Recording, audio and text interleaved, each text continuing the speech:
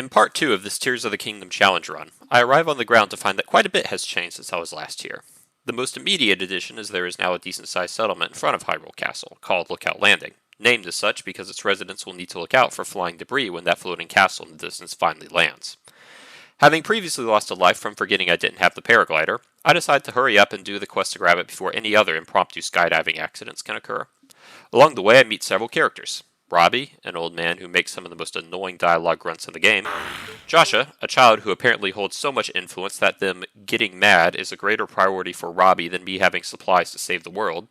and Pyrrha, a researcher who has discovered the secret to immortality but apparently refuses to tell anyone else what it is, presumably so she can sell it to a pharmaceutical company and make a financial windfall from trademarking.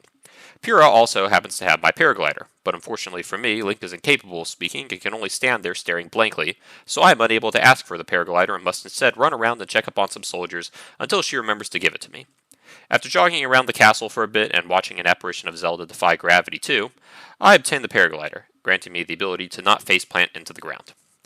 Pyrrha then tells me that the mysterious mummy, has been causing various problems in each of the 4 main regions from Breath of the Wild, and that I alone will have to go fix whatever issues are troubling them because nobody else in Hyrule is capable of accomplishing anything but Link.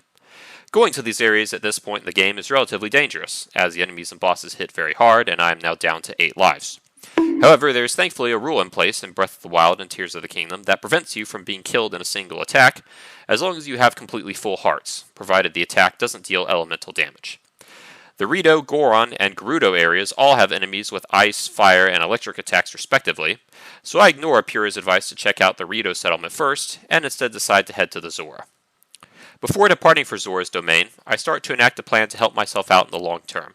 The Master Sword can be gotten at pretty much any point in the game, as long as you have 2 full stamina wheels, and while the Zora and Rito bosses don't really benefit too much from it, later bosses most certainly will. I decided to grind through a number of shrines and areas with low-level enemies to boost my stamina to 3/5 of a second wheel, which should be enough to get me to 2 full wheels just by traveling to the first 2 regions. I also open up several towers, which will be useful in getting to the Master Sword.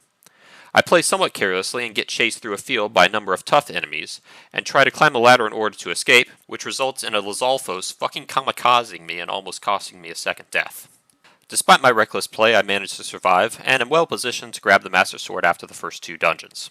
I make for Zora's domain and am about to climb the tower when the game freezes and loads indefinitely, which I interpret as a sign from whatever eldritch abomination is responsible for governing the cosmic laws of Hyrule that I should stop playing for now.